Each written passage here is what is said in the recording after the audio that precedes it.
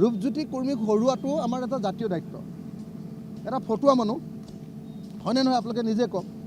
কাম নাইকিয়া মানুহ, অদৰকাৰী, মানে কোনো কাম কৰিব নোৱাৰা মানুহ, মুখেৰে খালি ফেটফেটাই থাকে। 25 বছৰ তেওঁক দিয়া হ'ল আমাৰ মৰিয়নি বিধানসভা সমষ্টি। মাকে ল'লে 15 বছৰ। কেইবছৰ গ'ল? 40 বছৰ। ভাৰতৰ স্বাধীনতাৰ পাছত 80 বছৰ হোৱাই নাই। 80 বছৰৰ পিছত 40 বছৰ এটা পৰিয়ালে খাই আছে আৰু খাই লৈ জিৰ'। সমষ্টিটোত কাম কাজ জিৰ'।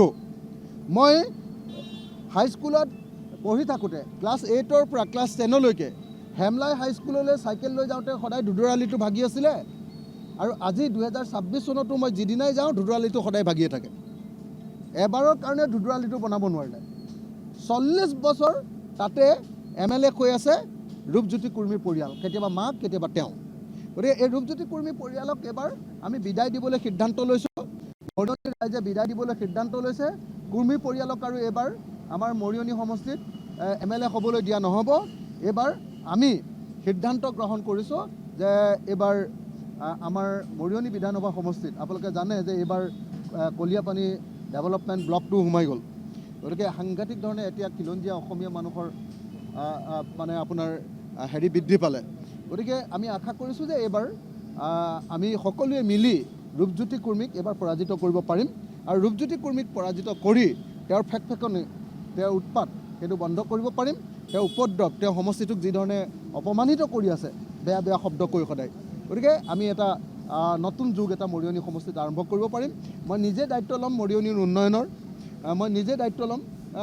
মৰিয়নিৰ উন্নয়নৰ আৰু এইবাৰ যদি চৰকাৰৰ অংশীদাৰ হওঁ তেতিয়াহ'লে মৰিয়নিটো কেনেকৈ ডেভেলপ কৰিব লাগে সেই দায়িত্ব মোৰ হাতত থাকিব, যিহেতু মই নিজে মৰিয়নি সমষ্টিৰ মানুহ। যে এইবাৰে তেওঁৰ ৰাজনৈতিক কেৰিয়াৰ শেষ। ৰূপজ্যোতি কৰ্মীক হৰুৱাটো আমাৰ এটা জাতীয় দায়িত্ব।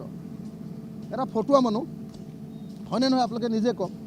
কাম নাইকিয়া মানুহ, অদৰকাৰী, মানে কোনো কাম কৰিব নোৱাৰা মানুহ, মুখেৰে খালি ফেটফেটাই থাকে। 25 বছৰ তেওঁক দিয়া হ'ল আমাৰ মৰিয়নি বিধানসভা সমষ্টি। মাকে ল'লে 15 বছৰ। কেইবছৰ গ'ল? 40 বছৰ। ভাৰতৰ স্বাধীনতাৰ পাছত 80 বছৰ হোৱাই নাই। 80 বছৰৰ পিছত 40 বছৰ এটা পৰিয়ালে খাই আছে আৰু খাই লৈ জিৰ'। সমষ্টিটোত কাম কাজ জিৰ'। মই হাইস্কুলত পঢ়ি থাকোঁতে ক্লাছ 8ৰ পৰা ক্লাছ 10লৈকে হেমলাই হাইস্কুললৈ চাইকেল লৈ যাওঁতে সদায় ধুদৰ আলিটো ভাগি আছিলে আৰু আজি 2026 চনতো মই যিদিনাই যাওঁ ধুদৰ আলিটো সদায় ভাগিয়ে থাকে। এবাৰৰ কাৰণে ধুদৰ আলিটো বনাব নোৱাৰিলে। 40 বছৰ তাতে MLA কৈ আছে ৰূপজ্যোতি কৰ্মীৰ পৰিয়াল, কেতিয়াবা মাক কেতিয়াবা তেওঁ। গতিকে এই ৰূপজ্যোতি কৰ্মী পৰিয়ালক এবাৰ আমি বিদায় দিবলৈ সিদ্ধান্ত লৈছোঁ। মৰিয়নি ৰাইজে বিদায় দিবলৈ সিদ্ধান্ত লৈছে। কৰ্মী পৰিয়ালক আৰু এইবাৰ আমাৰ মৰিয়নি সমষ্টিত MLA হ'বলৈ দিয়া নহ'ব। এইবাৰ আমি সিদ্ধান্ত গ্ৰহণ কৰিছোঁ যে এইবাৰ আমাৰ মৰিয়নি বিধানসভা সমষ্টিত আপোনালোকে জানে যে এইবাৰ কলিয়াপানী ডেভেলপমেণ্ট ব্লকটো সোমাই গ'ল।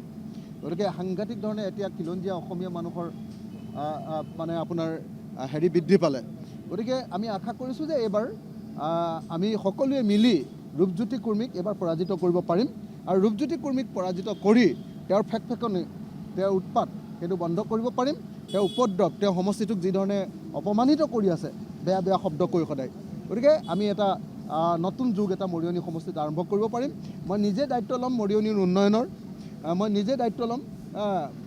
উন্নয়নৰ আৰু এইবাৰ যদি চৰকাৰৰ অংশীদাৰ হওঁ তেতিয়াহ'লে মৰিয়নিটো কেনেকৈ ডেভেলপ কৰিব লাগে সেই দায়িত্ব মোৰ হাতত থাকিব, যিহেতু মই নিজে মৰিয়নি সমষ্টিৰ মানুহ।